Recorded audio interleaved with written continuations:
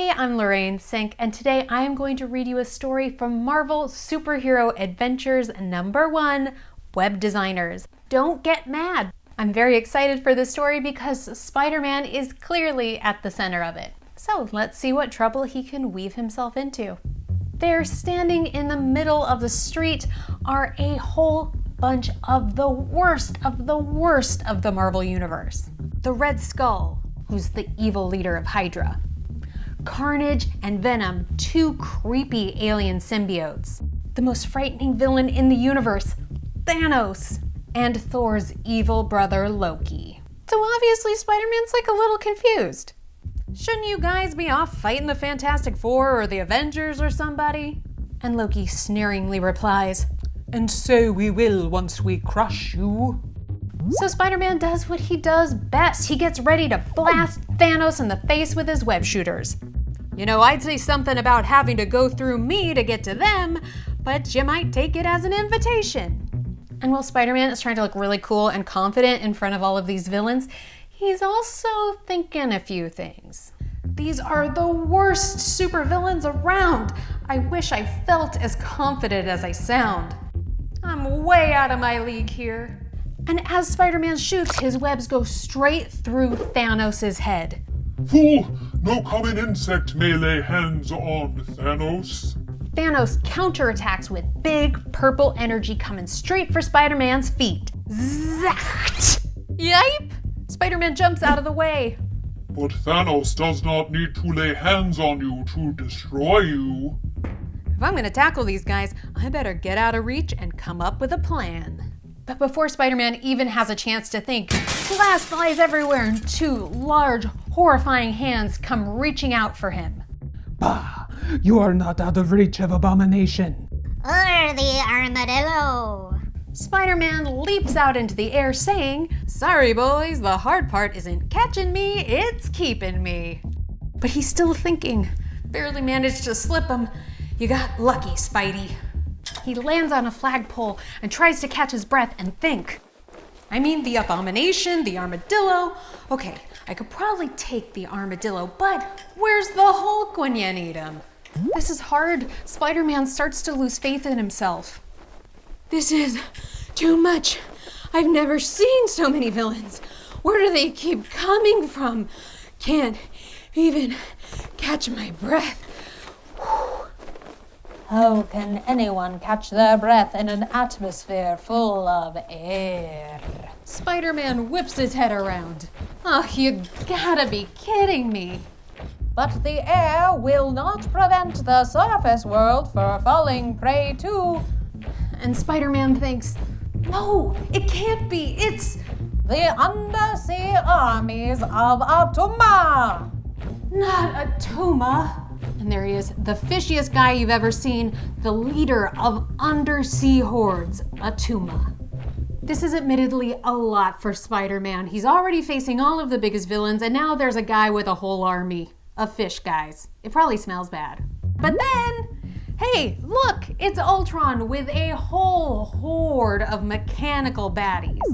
Or the mechanical might of Ultron. Ugh, enough already.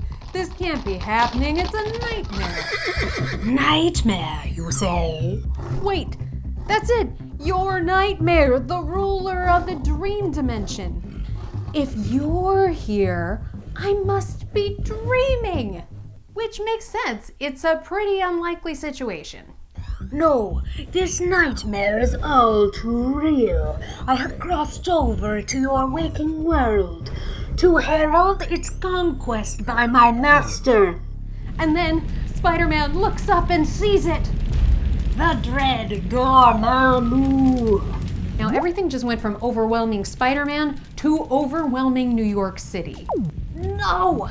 Dormammu is one of the most powerful beings in the universe. There's no way I can stop him from taking over the world. He hears another voice. "Fear not. Dormammu cannot conquer the Earth. When there are sentinels to protect the humans of this world, and we shall, by destroying all mutants and so-called superheroes." Killer robots, demons, the end of the world? This can't be real. But if it feels so real and it's not, then maybe I have lost it. Okay, so we went from a lot to a lot to a lot, and Spider-Man is starting to really lose his grip on reality. That's what we've been trying to tell you. But don't worry, we're gonna put you out of your misery. Aw, come on, guys. I got bigger problems to deal with right now. Both of those headbutting bullies rush towards Spider-Man. I mean, I'm trying to stop the end of the world while I'm questioning my sanity. And meanwhile, I've got to be the only superhero who has two foes that like to hit people with their heads. Thinking quickly, Spider-Man jumps out of the way and lets them bump heads. Cracoom! You guys are made for each other. Who am I to get between you? Wait a minute. Mechanical parts? The Rhino and Hammerhead were robots? If these guys aren't the real supervillains, then maybe none of the others are real either. I didn't imagine it. All of those villains who appeared and disappeared could be holograms. And then he sees it. There, a projector on that wall. As Spider-Man looks at the projector, he finally has a moment to think and process and realizes that maybe it wasn't all in his head. Robots, holograms, illusions, all that adds up to one villain. Mysterio, the master of illusions. No wonder my spider sense was tingling. I thought the danger was all those villains, but they weren't real. It was really tingling because of you. Now, hold on, Spider-Man. Who's to say I'm even here? Maybe I'm just another illusion. Watch me disappear. Nuh-uh. You're not disappearing anywhere. If I have anything to say about it, and I say thwip. Spider-Man snatches away his tablet. So this is what you use to control all those robots and holograms? A mysterious figure appears. My dear Spider-Man, the madness has only just begun. Spider-Man's not too impressed. It's a pretty clever gadget. Or it was. Crack! Spider-Man breaks the device over his knee along with all of Mysterio's evil plans. Okay, you got me. I figured that if you thought fighting supervillains was driving you mad, you'd stop being Spider-Man. So you would have gotten away with it if not for a meddling Spider-Man, huh? Spider-Man zeroes in on Mysterio, just really trying to kind of understand why he did what he did. You know, I can understand why you used my supervillains like the Enforcers or the Shocker, but some of your choices were kind of a reach. I mean, Fing Fang Foom? The Sentinels? Mysterio is super confused all of a sudden. Sentinels? I didn't have any holograms of the Sentinels. You mean that's not a hologram? Sentinels really are going to stomp through the city? Even though Spider-Man is emotionally exhausted from all of the illusions and lies, he knows what he has to do. He thwips and swings off saying, "Sigh, so much for my nap.